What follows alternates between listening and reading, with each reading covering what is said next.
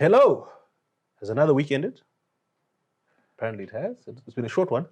We only had to work 4 days this week. We're back at the usual place, having a bit of tipple, trying to solve the world's problems, talking about things we know nothing about. But most importantly, having a good time with friends.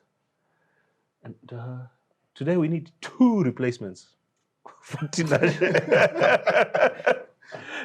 we couldn't make do with one. Some of the audience will remember our old friend Tafadzwa, Soko.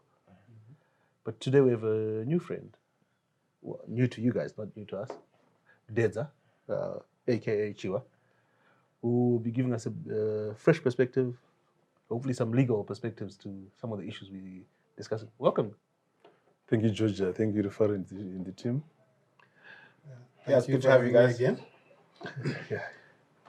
I'm not sure we can say the same, but anyway, you're here. What can we do? The good news is nobody's drinking anything boring. Oh, what are we having? So, it's been a bit nippy, over the last few days. It's been raining nonstop and quite cold. So we thought some brandy, the French variety called cognac, from the House of Dor, the very superior old pale version. So perhaps you can smell the cork while I pour. And we can form an opinion. What do you think? Well, my opinion does not matter much when it comes to brandy because I'm really a beer person, but it smells good, I must say, better than what I've taken before. Maybe we might civilize you today. Hopefully. Dedza is a lover of what we call Castle Diesel. Castle in its purest form. Absolutely. This has been an interesting weekend. Zimbabwe turned 42 on Monday. Celebrations this year were a bit quieter than usual, or perhaps it's because they were in Bulawayo. So us people in Harare maybe didn't notice them as much as we usually do. But it's always a good time to reflect, isn't it? It's been 42 years. Zimbabwe is now 42 years old. Good? Bad? Good. Great. What do you want me to say? I'm an optimist, so I'll agree with this. I think. Why do you guys think it's been good? Look, I think it's been a bumpy road. I think there have been lots of ups and downs. But if you look at it from a broader perspective, I think we've made progress. We've in as much as people mind, land reform happened in the early 2000s, and in as much as it probably wasn't executed as well as it could have been. If you look at what's happening in the tobacco sector, for example, we've got more than 100,000 registered growers. These are people who were not in that space 10, 15 years ago, who are economically emancipated, who are making a contribution to our cash crop, tobacco, which is one of our biggest exports. So I think if you look at it from a broader perspective, there has been progress, and notwithstanding a lot of bumps along the road. There's been progress. And yet we've sat here time and again and compared ourselves in 1980 with the ilks of Kenya, Singapore, South Korea, and concluded that at least if we haven't gone backwards, they've gone forward a lot faster than we have. Yeah, so if you look at it in the context of where we could be, then we've failed miserably, right? So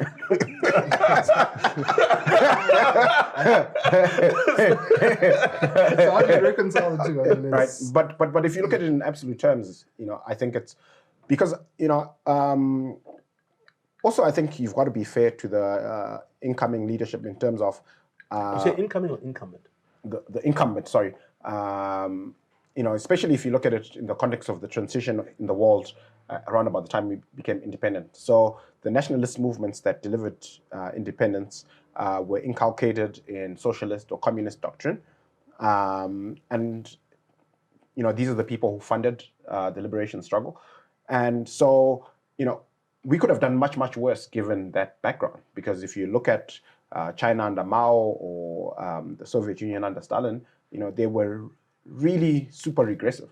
And yet we didn't take that path. We were, we basically maintained the status quo for most of the 80s in terms of the way the economy was structured.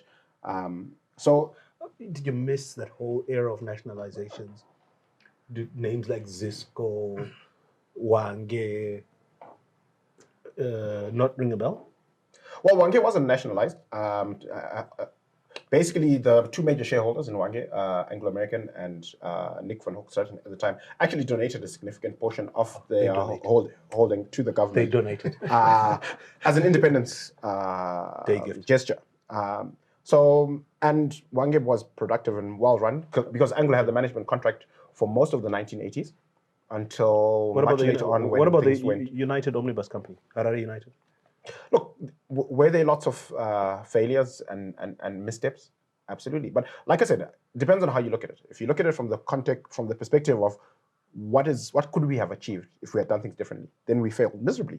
But if you look at it in the context of this is a new leadership that came in that had experience as a nationalist movement, not as administrators and people who are running an economy, then, Are you guys going to let him get away with it? Yeah, okay. My first point to refer would be, I think a lot of the issues that you're trying to say we could have been worse had already happened. So if you've already seen that something doesn't work, I think it's, you're not going to repeat it. So I think a lot of, you can't have, I think disastrous results and repeat them yourself. So I think that really isn't, for me, the right way to look at it. We should look at it in terms of what we could have been, as opposed to what was the worst case scenario that we could have had. Faro, my father, as a young teacher in the 70s, starting in his career, bought a car every 3 or 4 years. Does a young teacher today have any hope of owning a car? Not even a brand new car, a second-hand car, or a third or a fifth-hand car. Look, I think certainly where we are today, the reality is that we're not doing well economically. We are punching well below our weight. But like I said, you see, it's a matter of perspective, right? You can look at where we are today in the context of where we could be, right? And we could have, if you look at... No, I'm talking about not where we could be, I'm talking about where we were. As I say, my dad is a young teacher, but that bought cars almost at will. But that would be a bad example because... Sorry, if I may come in there, George, I think we've done a great deal in terms of, or government has done a great deal in terms of opening up the economy and all the important facets of it. The example that you're giving, your father would not have held any higher position were it not for independence. Look, I'm sure he would have ended at the headmaster at the very most. And, he still did. Only because I was in the education sector. But look, right now, most people of color occupy all the important decision-making positions in the country, and which is something that you can say about some of the countries that surround us. And even speaking for my profession, the legal profession, before independence, it was virtually impossible to penetrate it. A production line of maybe 4 black lawyers every year. And even they that managed to go through the mill could not practice freely. So you could practice either under a white firm, or you could not venture into the lucrative sectors of the legal profession. But when we attained our independence, we opened that up, and here we are. And the same thing can be said about the economy. We've also opened up the economy. I don't think there's any sector that we can say this sector is reserved for the previously advantaged members. So what you guys seem to be talking about is political emancipation and economic. And you can't have one without the other, by the way. Has there been economic development? You know what? The way I look at it, I think you've got to separate between the two. So there's the empowerment of people and the general so forget race or anything and just say, is the average Zimbabwean better off than they were before? Not considering the racial dynamics. I think that's also an important consideration to have. And your conclusion? I'd say that the empowerment has been there. just judging, so it's more representative of our population. But I think in terms of the economy as a whole, I think it could be doing much better. Actually, I think you're conflating, the independence, the concept, the idea of it, with missed opportunities and own goals post-independence. I think those are two separate discussions. There have been many missed opportunities and there have been many own goals. There have been many disastrous economic policies that have taken the country backwards. But that doesn't take away the fact that we're better off because of independence. And in the broader scheme of things, we've made progress, albeit nowhere near as much progress as we could have made. So we've got less money, but we're better off because dads that can practice law. Well, George, allied to that. Look, I think a good number of us previous disadvantaged have been lifted from poverty. I'm sure we can testify. I think after independence, I think more of us have been uplifted from the way we were previously. And looking at our families, respective families, for example, I think where we are right now is way better than where we would have been or where we were, and in terms of where we live now, our lifestyle, where our children go to school, etc. And but isn't that that's not the average Zimbabwean. I know, but isn't that very narrow? Yes, but average Zimbabwe. So look at the tobacco industry. You worked in there, yes. And you have extensive, a bit of experience in color. The number is actually 200,000 families, by the way. Well, I'm just talking about registered growers. So in fact, 200,000 registered. It's gone up to 200,000. So that's significant because if you look at the tobacco industry 10 years ago, who dominated 20 years ago, or 20 years ago, 15, 20 years ago, who dominated it, where the production was coming from, and how that value was distributed. If you look at it today, there's been a lot of emancipation of previously impoverished families. You guys are picking small pockets. Throw a stone at random in the CBD of Harare here today, and if you're throwing a stone at random 42 years ago, would that man on the street, the reasonable man, that's what you guys call him in law, right? Mm-hmm. The reasonable man that the stone would have landed on 42 years ago, would he be worse off than the reasonable man the stone would land on today? Or would the reverse be true? I actually think, that the empowerment has worked and the reasonable man or the average man is better off than they would have been back then. Because if you really look at how people lived, objectively, you'll see that there's a lot of improvements to their lives. And I think people are doing a bit better than they would have. It's just that if we put you in 1980 and you look for the average person, I think they're not who you think they are. But also, I think that's comparing today and 1980. I think there's some challenges in that analysis because certainly, I believe between 1980 and 1998, unequivocally there was progress, and the average person was better off. Then we had a lost decade between 1998 and 2008, where our economy shrunk by 40% in real terms, which is remarkable for a country not at war, right? We did some really dumb things and took... That's a massive understatement. Right? So we ended up in 2008 with empty shelves, with a worthless currency, world record-breaking hyperinflation. We had all these problems. And then between 2009 and 2013, we had a government of national unity. We dollarized. We had economic growth for 5 years. We had foreign direct investment come through. And, the momentum of that actually carried on until as far as 2016, 2017, before our economy started struggling again. So, we've had these ups and downs, and I don't think that it makes sense to compare the average person today and in 1980 because they're different. They've been different. But we must look at the sum of that period. And I like, those first 18 years that you refer to. Do you realize that to a large extent, that is the party whose hangover we're suffering now? We overborrowed. We poured lots of money into social services, into infrastructure that we just couldn't afford. And then those bills started to come due around 2000. Because, usually these loans have 10, 15, 20-year tenors. And guess what happened soon after 2000? We started defaulting in 2000 on our national debt. And we've continued defaulting. And the stock of defaulted debt has just grown year after year after year. So were they good years? I'd say, yeah. I think, look, improving the general lot of your people has a cost. And I think, the issue should have been how should have been paid for. But I think for me, we had to make those investments, I believe.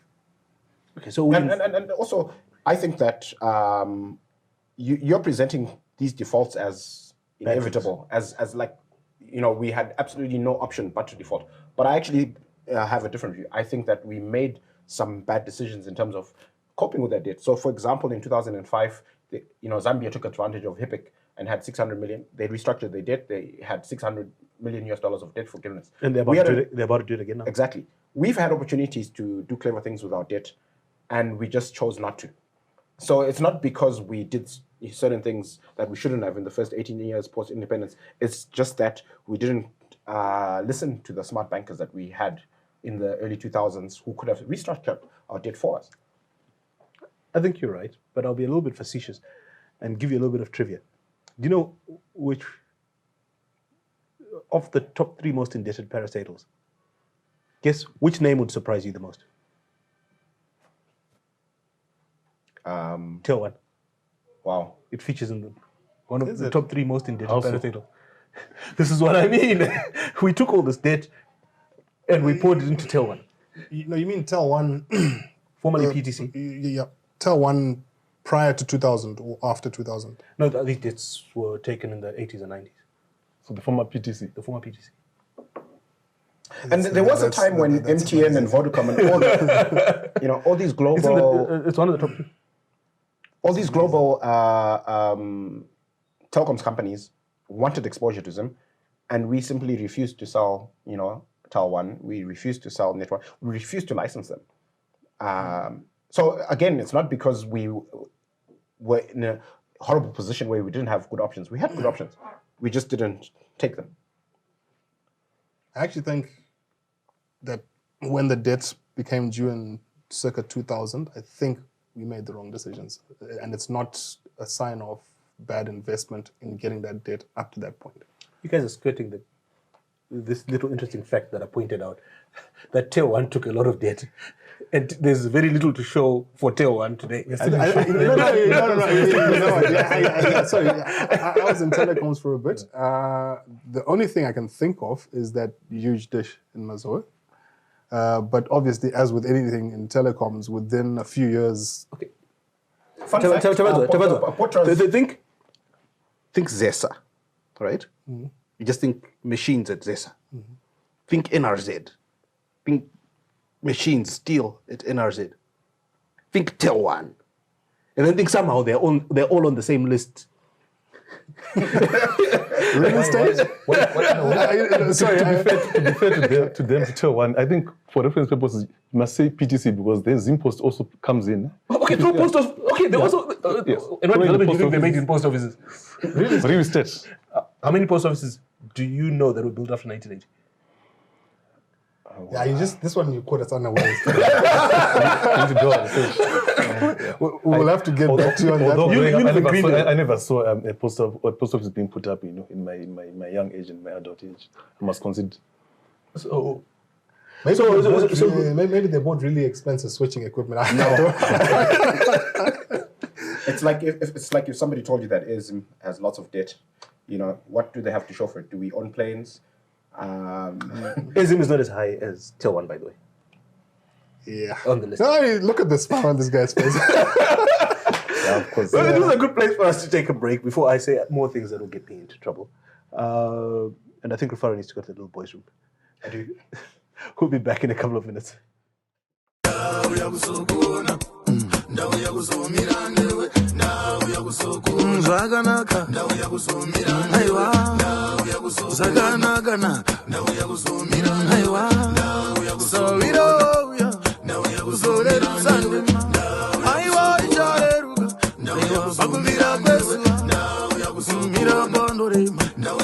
kutomira pakaoma mira pandorema kutomira pakaoma zvakanaka aiwa zvakanaka aiwa ndakagara ndakutsa auchamira we apachina chinokunetsa kana basa waripedza apachina chinokumutsa kana basa waripedza zvakanaka aiwa zvakanaka aiwa sawiroya kuzorerutsa ndima aiwa ichareruka pakuvira kwezuva mira pandorema kutomira pakaoma mira pandorema kutomira pakaoma zvakanaka aiwa zvakanaka.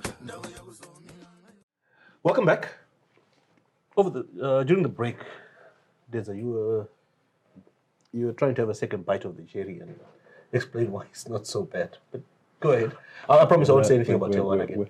No, I of course there are a lot of things that have gone wrong, but I will leave that aspect to you. I'm sure you'll do a good job of pointing those ones out. Is the resident pessimist today? Yes. I do believe that the economy before independence, it was catering for a small percentage of the population, and that small percentage was happy. But for the majority of the population, I don't think things were working out that well, especially compared to now. Yes, I'll be the first to concede that right now there's a lot of suffering out there. Look, I'm not blind to the fact that most industries have closed shop. It's a reality, and that means a lack of employment, a lack of production, etc., etc. But all other factors considered, I think going back to your example, if you were to throw a stone in the middle of the street, chances are the man that are going to hit is not entirely better off than worse. Is not worse off than they were, or they could have been pre-independence. Where shops have closed, where people have lost employment, a lot of people have also ventured into entrepreneurship, and thanks to the opening up of the economy, they've managed to be successful, and we've seen a lot of construction going on. And it doesn't really matter which part of Harare or another town you look at. The upmarket properties are going up at an alarming scale.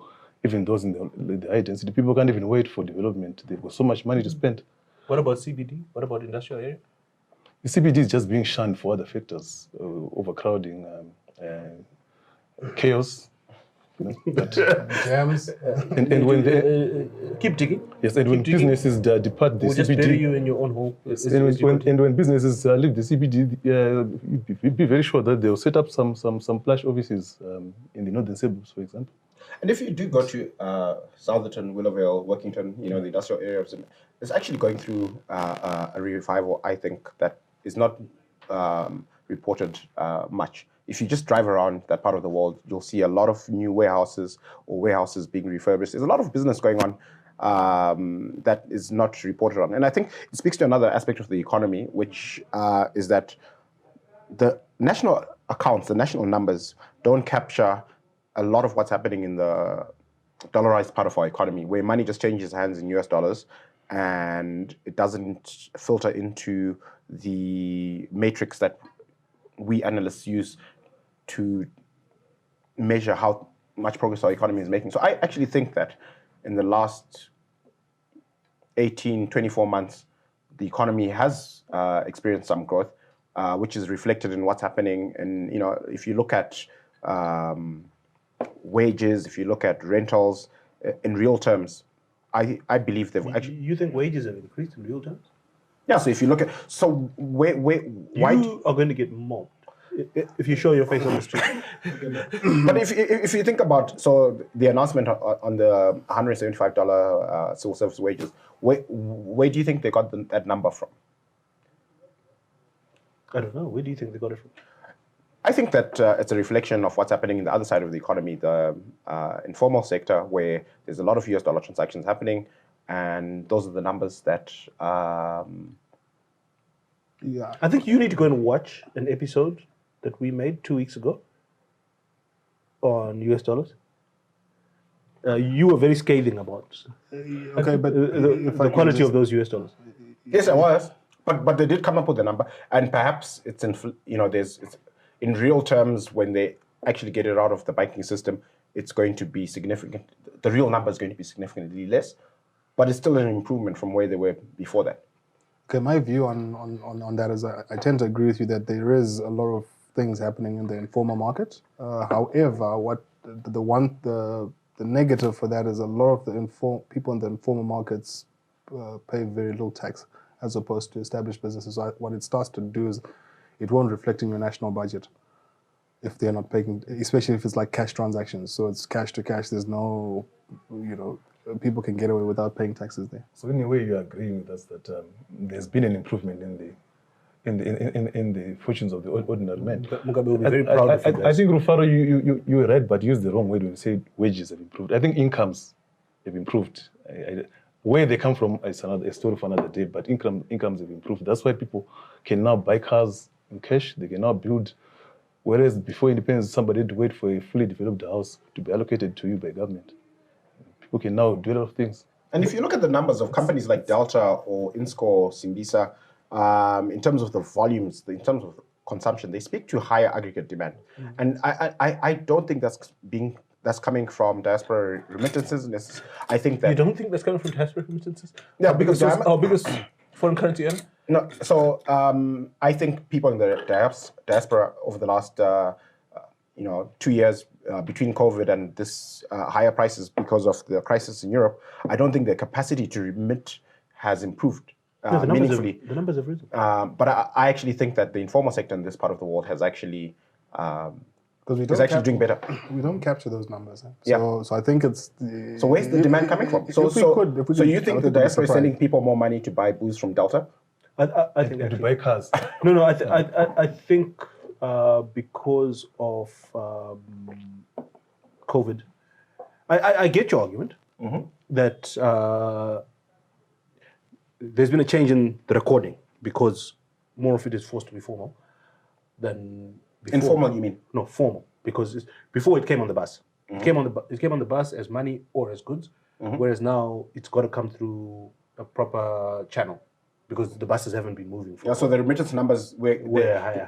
the channels they're using are more formal than Yes, previously. than Okay, previously. yeah, I hear But I you. also think because of COVID, because of the drought and general economic hardship, there is more money being sent. Because, look, in your typical extended family, there's people that were on the breadline that didn't need support from outside the country, that I think have fallen below the breadline and now need to be topped up.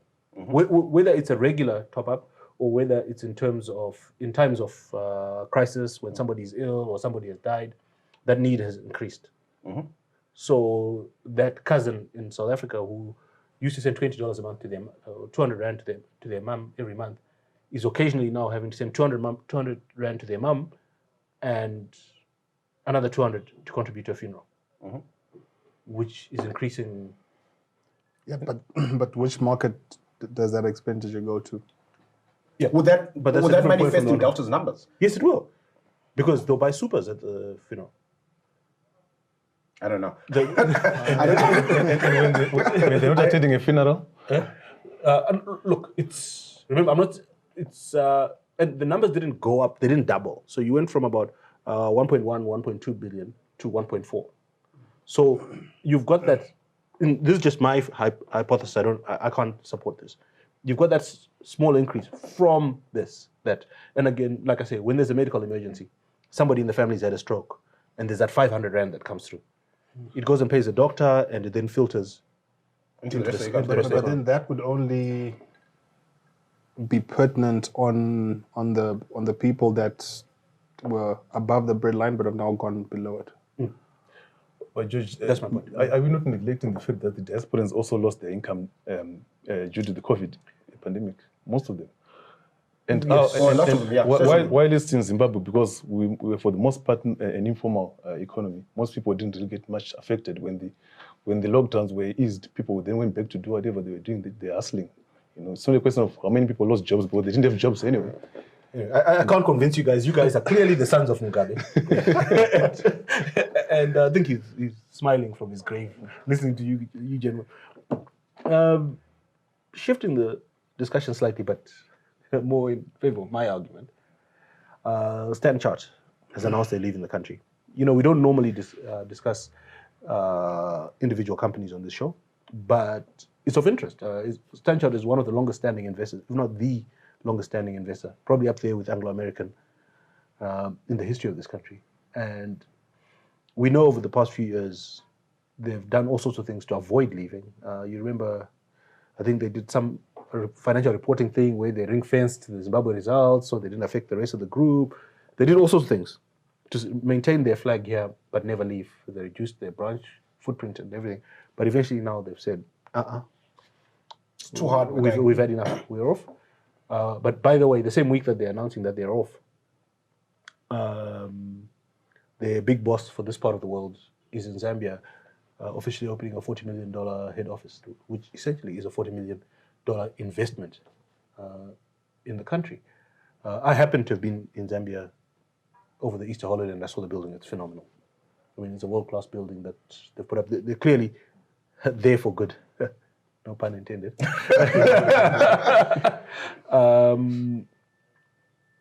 Not quite the same here. What do we make of that? For me, I think two aspects.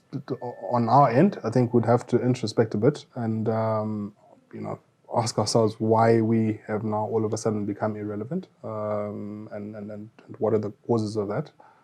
I would say, just to me, my view would be that it's because of exchange control issues. It's hard, you bring in money, it's hard to take it out. On the other perspective, from their perspective, South Africa has exchange control.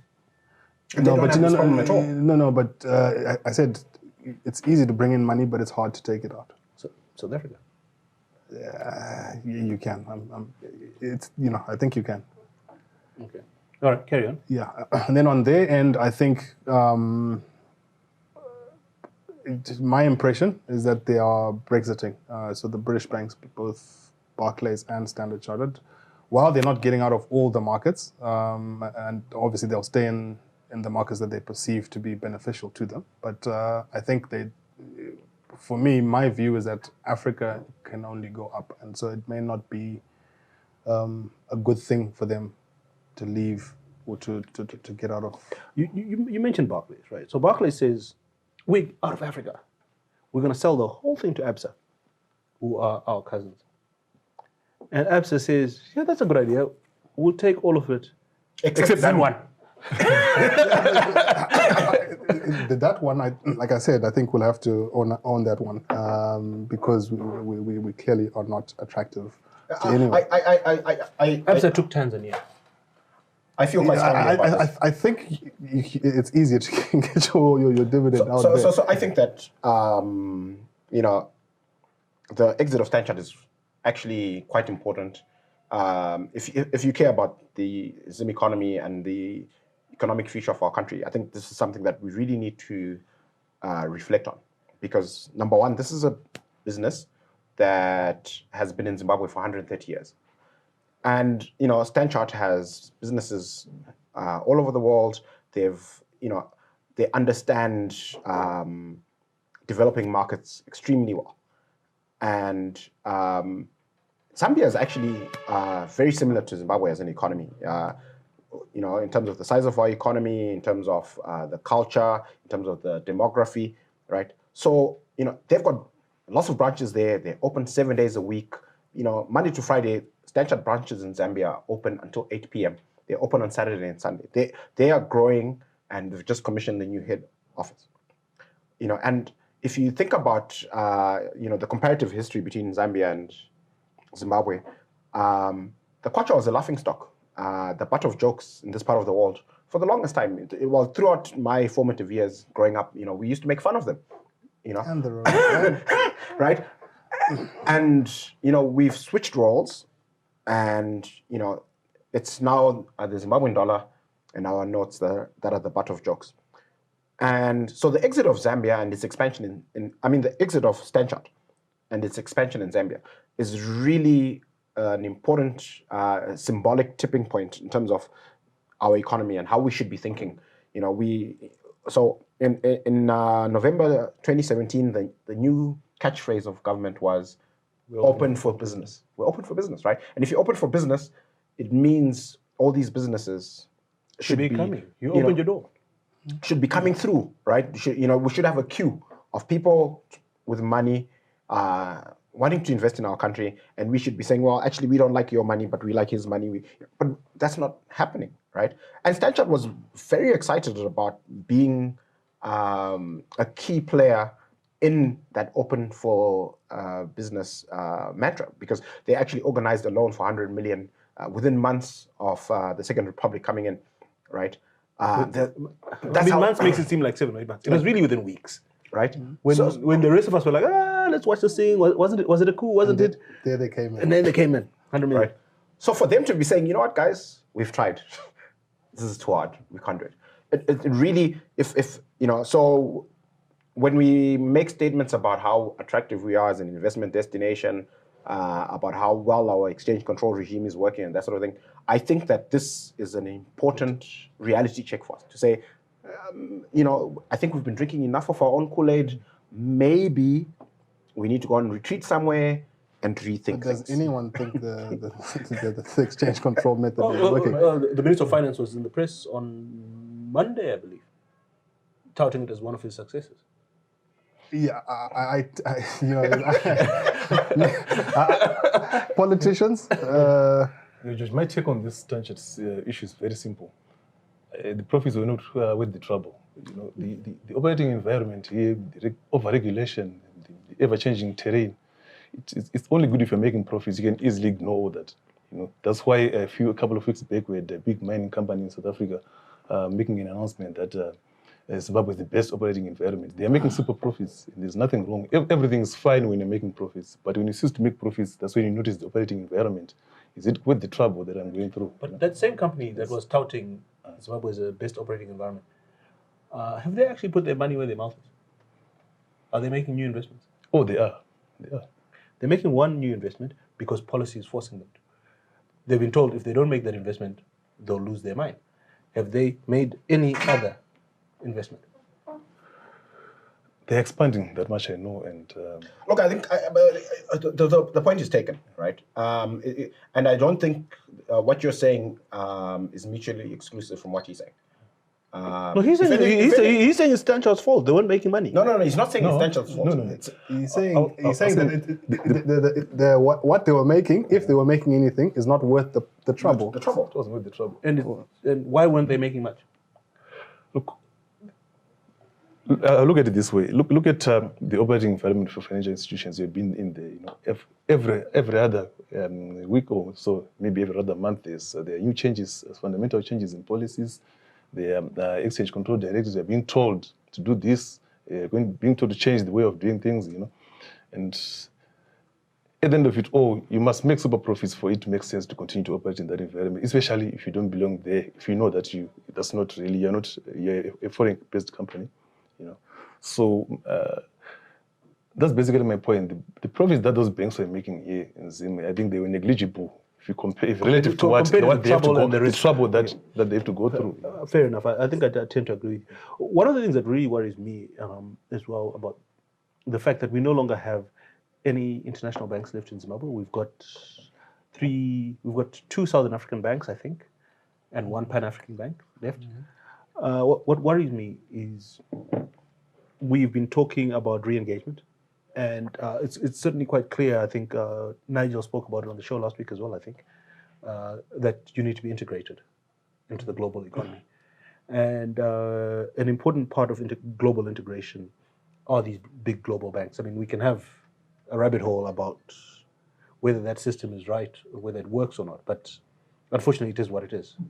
If you want to draw an LC, if you want to issue an LC from a small Zimbabwean bank, it needs to be confirmed by a Class A bank. And that is very difficult to do if your bank is not part of an international banking group. And if we continue to lose these major financial institutions, well, we've lost all of them now, and we're left with some regional ones. If we lose those regional ones, it's going to be really, really hard. I mean, you talk about LCs and letters of credit, which maybe are very remote to most people, although they do affect you every single day. That's how your cooking oil gets to you. That's how your fuel gets to you.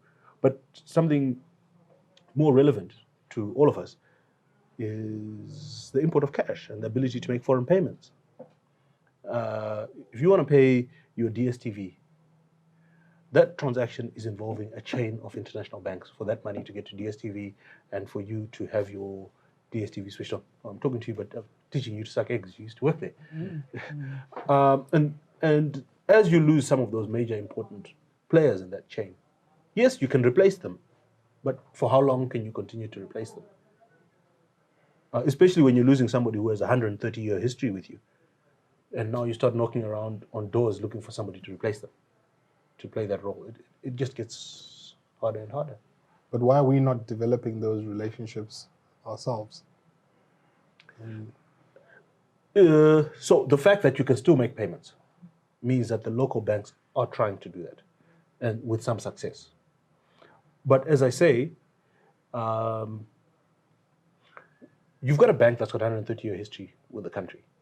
When they're looking at your payments and screening them, when they're deciding to confirm your letters of credit or not, their attitude is going to be very different from a bank you've only known for 6 months. And you've also got to contextualize. The reality is that Zimbabwe is a small, poor country. So if you're sitting at a big global bank in Frankfurt, London, New York, or any major financial hub, and you're looking at the amount of compliance you're doing for a country that is responsible for less than 0.01% of your income, right? The smart business choice is to say, you know what, this is too hard. Just shut it down. Let's not deal with this country. Whereas, if that transaction that lands on your desk from that small little country is coming from a brand you know, It's more acceptable, isn't it? you're going to be like, well, I know these guys. They've probably done Some due diligence. due It's diligence. Stanchart. It's Barclays. No, I don't disagree with you. I just think, you know what, okay, you can't cry over spilled milk. Go on. Okay, so what's the solution? What's the solution? You'd have to develop, for me, the greater disappointment, I remember maybe 20 years ago, some of our banks were starting to branch into the region, etc. What's happened with that? I think we need to... Well, Nigel was here last week. He told us Yeah. what happened to that. Okay, yeah. We destroyed the local banks. And we've sat here and we've talked about when we tinker with the currency, we're tinkering with the financial sector. A few years ago, we were talking about banks striving for 100 million US dollars capital. And In real US dollars. and it was feasible. That In fact, they were actually on a path to 100 million US dollars. most of them were going to make it. Yeah, well... Now we've lowered the hurdle to 30. And we think there's been some creative accounting. No, but you For know, them to- what I always say is, you just look at how many SIs you have. You know, just keep a track of the number, and you understand why it's difficult to, in a field that's heavy on compliance, to have to comply with all those changes. It's just too hard to do. But also, I mean, there's a big question, Tafadzwa. I mean, maybe I shouldn't direct it. I should direct it to these sons of Mugabe here. A bank that was on track to meet 70 million now has to creatively, that was on track to meet 100 million, now has to creatively account for its capital so that it meets 30.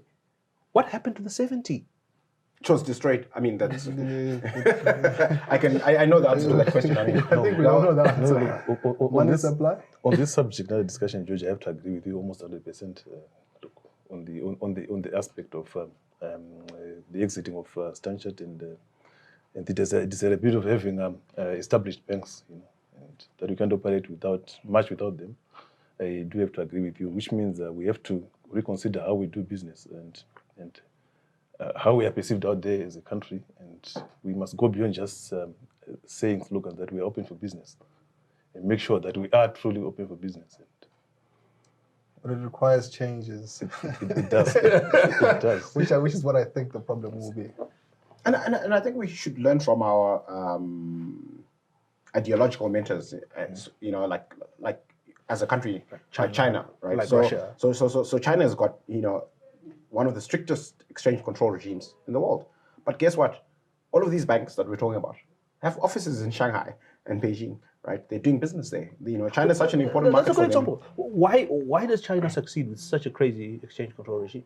Because they have discipline, right? So they don't just print their currency recklessly like we've done. When they say this is what they're going to do over the next 6 months, 12 months, 18 months, 5 years, guess what? They actually do it. But they stick to it. Also, they have the reserves to defend a fixed exchange rate. But they've never defended their currency. They've never had to, but they have the reserves. So I don't think that people take China seriously because they have reserves, right? China has reserves because they take themselves seriously. They are actually in a position to accumulate reserves. I can't disagree with that. Right. And conversely, the US has got zero reserves, right? They borrow from everybody. And people are happy to lend them because they also take themselves seriously. Well, not lately, and the inflation is showing. But this is a good time. Okay, you want to say something? No, I think it's predictability. Whatever you set out to the world, that's how they'll judge you. So if you're unpredictable, there's a very high risk to you. And so I think that's what we would have to address. Agreed. A good place to take a break. Go and top up your drink. I think Dids is the one who's going to powder his nose today. We'll be right back.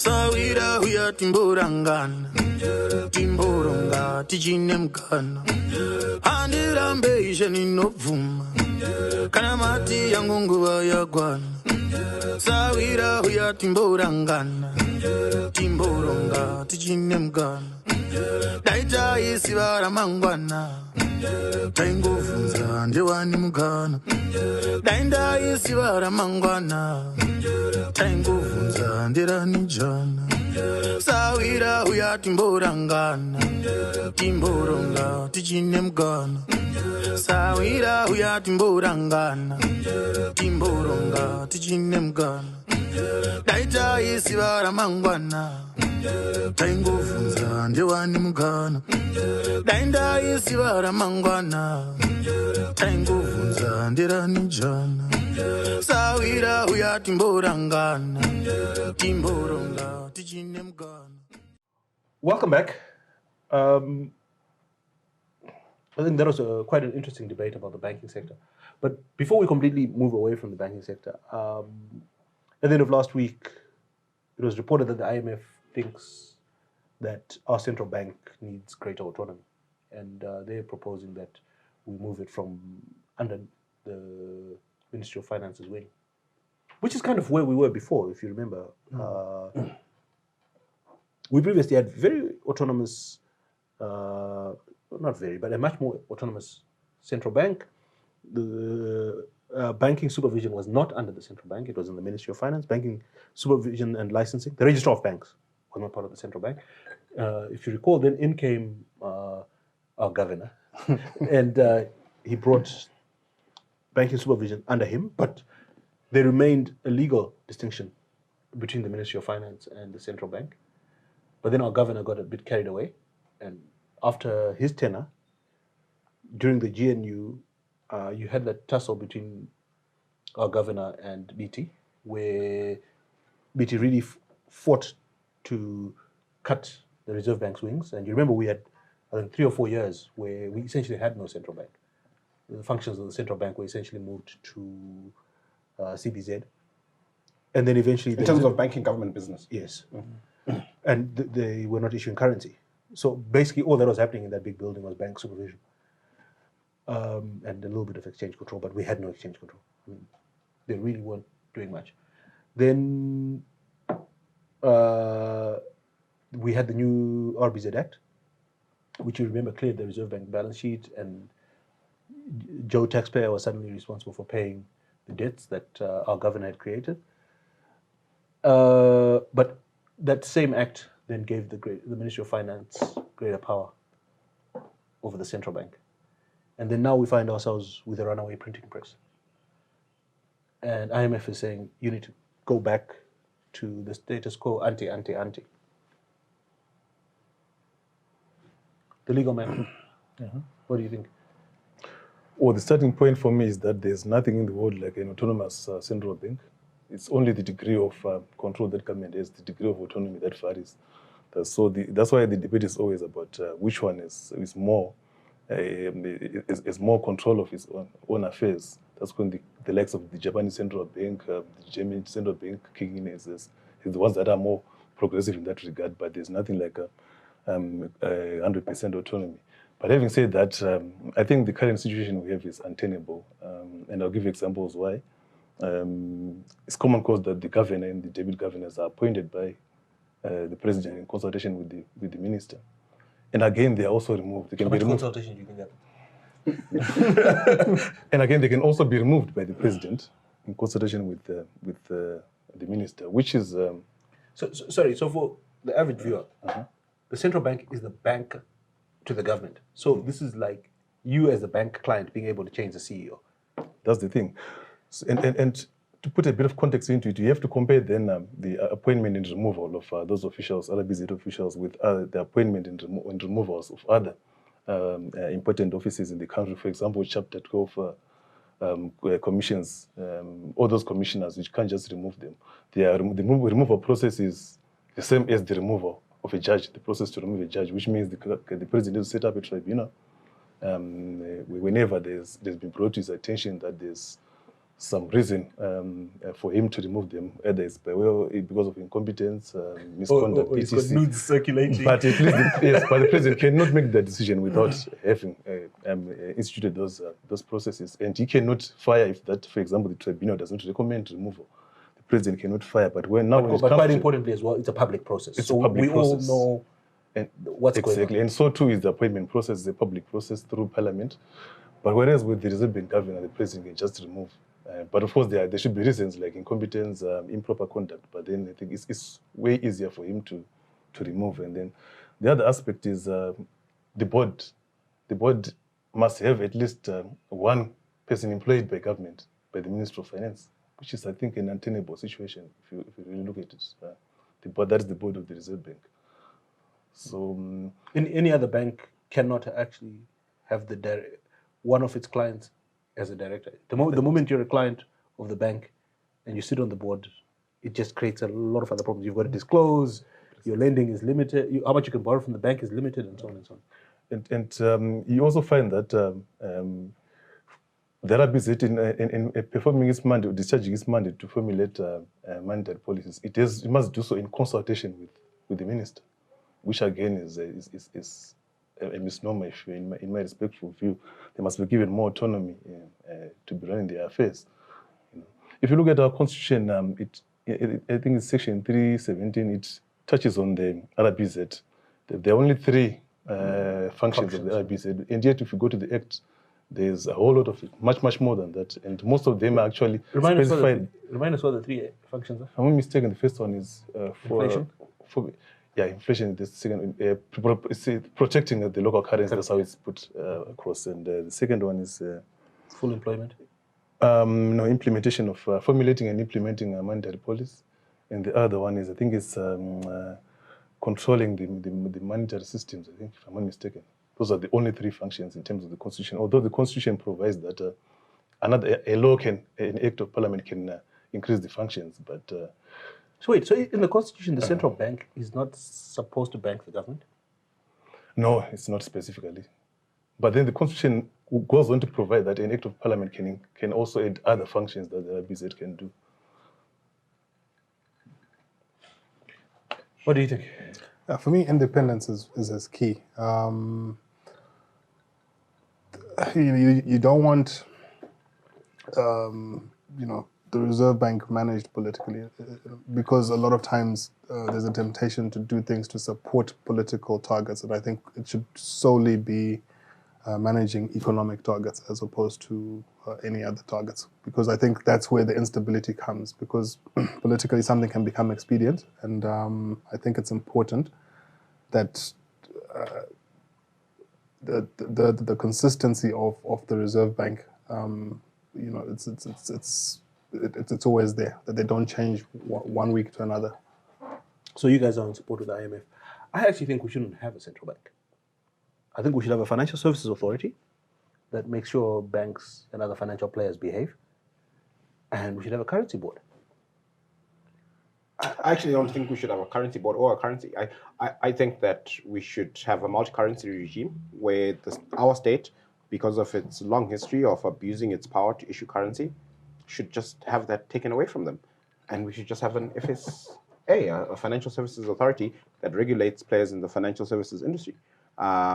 Because it's one of the things that we've clearly failed to do in the last 2 decades is to manage our own currency. 4 decades. No, look, I think the first 20 years we didn't do badly.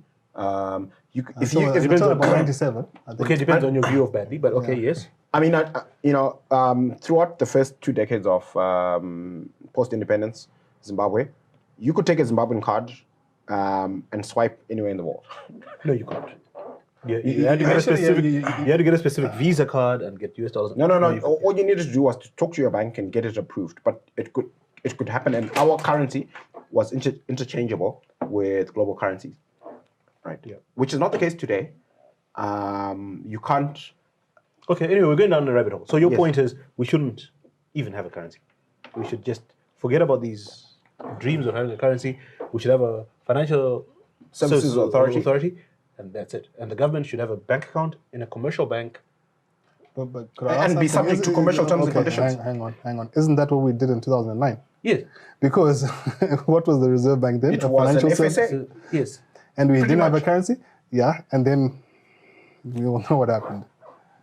I think we've tried that trick before. No. But actually, But he's saying we should have stuck it out. exactly because No, I what- agree we should have stuck it out, but we didn't. Again, And if you think about the most successful currency in the world in the modern era, which is the US dollar, the equivalent of the Reserve Bank in the US, the Fed, is actually not owned by government. It's a private company. And in as much as the President of the United States appoints the governors of the Fed, he can't fire them at will. He needs cause, right? He needs to actually demonstrate that they've done something fundamentally unethical or incompetent to fire them, which is why Trump was not able to fire Jerome Powell when he was unhappy with him. So the Fed is independent and it's privately owned, and it works because the US economy is only about 20% of global GDP, but in terms of currency transactions on the global stage, they are double that. But the key thing is the independence as opposed to anything else, in my view. Because if you're independent, I think you make decisions informed by what your plans are and not informed by external parties largely. I think that's the key thing. But I think so. We're all sort of in agreement. I think you guys think we need a central bank, but it should be independent. He thinks we shouldn't even have a central bank.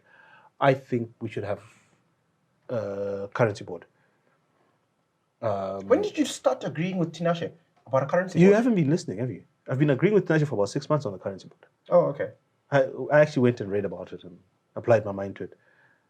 And I concluded Tinashe was right. Okay. It works very well for Singapore. That's the one. But for me, again, the issue is independence, not the structure. So you could have a currency board, but if it's still prone to the same Abuse. No. But okay, so when you then read about currency board, so when you hear currency board, you just think, what's the difference between yes, what's the difference between a currency board and a Reserve Bank Monetary Policy Committee?